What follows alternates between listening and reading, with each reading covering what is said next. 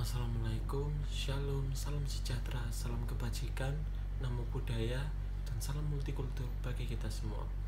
Pada kesempatan kali ini, saya Karisma Satria Putra Sofyan dengan NRP 130219252 ingin memenuhi tugas yang telah Bapak berikan, yaitu membuat video tentang wabah virus. Wabah virus yang ingin saya bawakan kali ini adalah wabah virus corona, yang dimana akhir-akhir ini marak terjadi.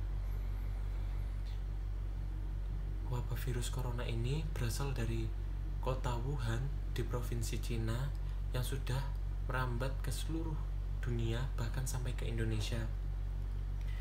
Virus ini terbilang mematikan dikarenakan virus ini dengan mudah menular melalui pernafasan. Bahkan orang yang terjangkit virus ini dapat meninggal dalam jangka waktu 2-4 minggu, tergantung dari antibodi setiap orang yang terjangkit virus tersebut. Dari data yang saya lansir dari kompas.com, sejak awal dilaporkan ke WHO pada tanggal 31 Desember tahun lalu, jumlah kasus virus corona di dunia terus bertambah. Hingga Rabu 1 April 2020, lebih dari 200 negara, atau tepatnya 201 negara, telah mengkonfirmasi terjangkit virus corona atau yang lebih dikenal dengan COVID-19. Dilansir dari Worldmeter, jumlah kasus virus corona di seluruh dunia telah mencapai 854.608 kasus.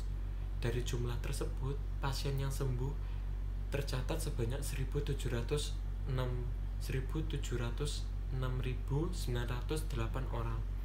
Sementara yang meninggal dunia sebanyak 42.043 orang. Dan di Indonesia melaporkan tambahan sebanyak 114 kasus baru, sehingga total mencapai 1.528 kasus. Dilihat dari kasus tersebut, dapat kita simpulkan bahwa virus COVID ini sangat mematikan. Maka dari itu, kita tidak bisa menganggap sepele virus corona atau COVID-19 ini. Namun, masih banyak warga Indonesia yang menyepelekan virus ini. Padahal pemerintah sudah memberikan himbauan kepada seluruh warga Indonesia untuk tetap di rumah, yang dimana hal ini dilakukan agar dapat memotong penularan virus corona. Memang cara yang paling ampuh untuk memotong virus corona ini adalah dengan melakukan hal yang sama seperti di Wuhan, Cina, yaitu lockdown. Namun hal tersebut tidak dapat dilakukan di negara kita. Kenapa? Dikarenakan biaya yang harus dikeluarkan sangatlah besar, dan juga banyak dari warga di Indonesia yang kondisi ekonominya masih di bawah rata-rata, yang dimana apabila negara kita diterapkan lockdown, maka orang yang kondisi ekonominya masih di bawah rata-rata tidak akan mempunyai persediaan makanan yang cukup selama lockdown diterapkan.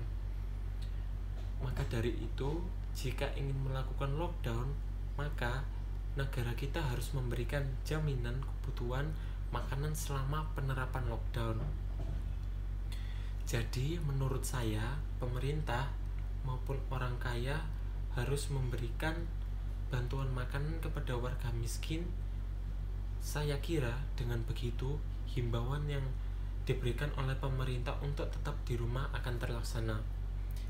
Tapi kita tidak dapat mungkiri bahwa di balik dari pandemi virus corona ini memang ada hal positif yang bisa kita petik dari virus corona ini, seperti hubungan kita dengan keluarga semakin erat, dan polusi di dunia semakin menipis. Juga banyak hal-hal yang kita bisa lakukan di rumah yang selama ini kita belum bisa lakukan bersama keluarga yang kita cintai.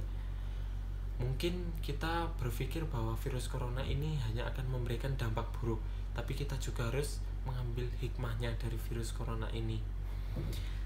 Sekian pidato dari saya Karisma Satria Putra Sofyan, saya ucapkan terima kasih.